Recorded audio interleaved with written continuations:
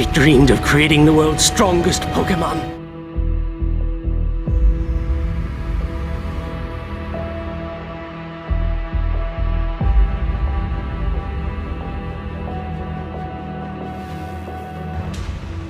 And we succeeded.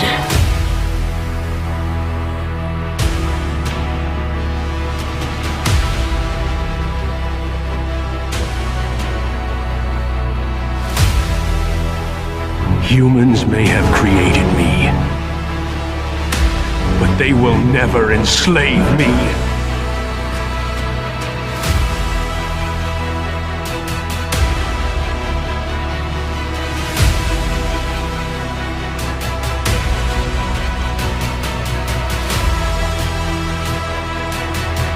This cannot be my destiny!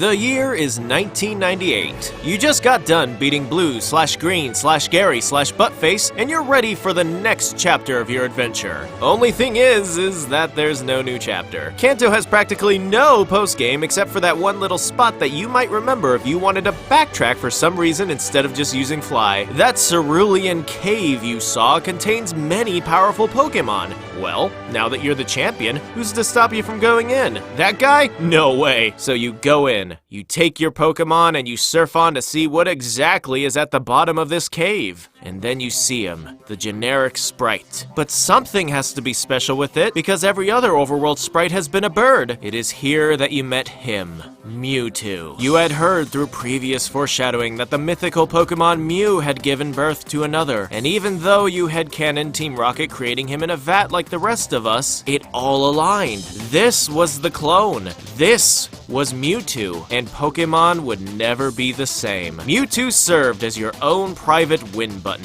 Having the most broken stats in the game was only complemented by having the most broken type in the game, Psychic. Nothing could stop this harbinger of destruction, not even Mew. And then the sequels came out, introducing two brand new types to battle back against Mewtwo, and an entirely different way to rework its stats so it wasn't as defensive as it was offensive. Heck, we even got two new legendaries that could contest Mewtwo with their stats. And what happened?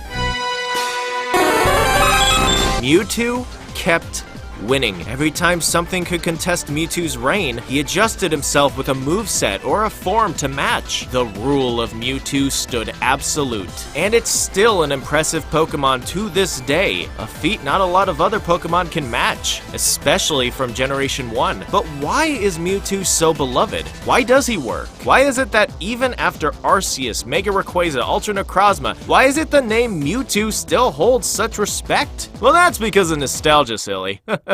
Okay, no, I'm just kidding. There's more going on for Mewtwo other than it being just the first strong legendary Pokemon. For starters, his movie was the first Pokemon movie ever, and honestly, it still holds a very uniquely dark tone compared to what would come later. Not counting the 3D version yet. I'm disregarding that. Mewtwo in the first movie had a great origin story, a chilling introduction, one of the only times that the anime has crossed over with an upcoming movie, a glow-up from Giovanni, and an excellent voice brought to us by Jay Goad. Yeah, Mewtwo talked, no elephant noises.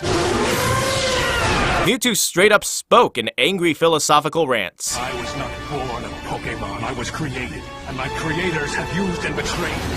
So, I stand alone. This sense of presence even translated to Super Smash Bros. Mewtwo's inclusion is still the only time a legendary Pokemon has been a playable fighter in the series. He even speaks, further adding to Mewtwo's identity as being something purely unique. Only in Japanese, though.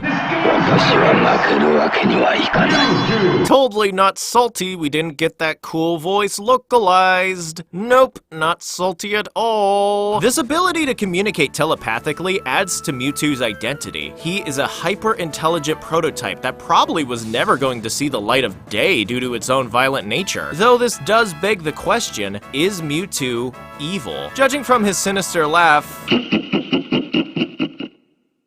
I'd say it's hard to call. Simply put, it really depends on what canon you're drawing from, because one thing Mewtwo has always been is antagonistic. You'd think since he originated from Mew that he would pick up a lot from Mew, right? Wrong! Just looking at their designs alone, you could tell Mew and Mewtwo couldn't be farther from each other, be it their personalities or just their power levels. They're so different. But why? Interestingly, we could see that a premature Mewtwo looks much more akin to what we would expect out of a clone of Mew. He's also more peaceful and understanding, curious and wanting to learn, just like Mew. But due to complications in its development, Mewtwo had to be injected with a serum or else its brain waves would have spiked to an uncontrollable level. Now, I'm going to stress that this plot point that I'm proposing isn't canon, but what if that serum forced development? What if that serum served as a steroid that forced maturity and effectively pushed its mentality in a direction that a Mew would never have? That would mean that these scientists, in a crime against nature, created a Pokemon whose brain they corrupted with levels of psychic power that it should never have had given sentience to a being that was told to be a slave. How on earth was this not supposed to end in a fiery demise? The reason why Mewtwo works is because of the story. A Mewtwo without a story is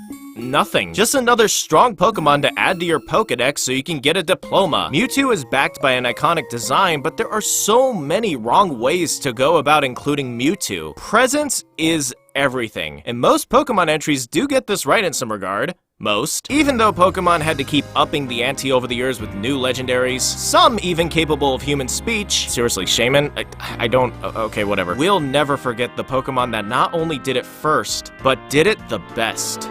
I see now that the circumstances of one's birth are irrelevant. It is what you do with the gift of life that determines who you are.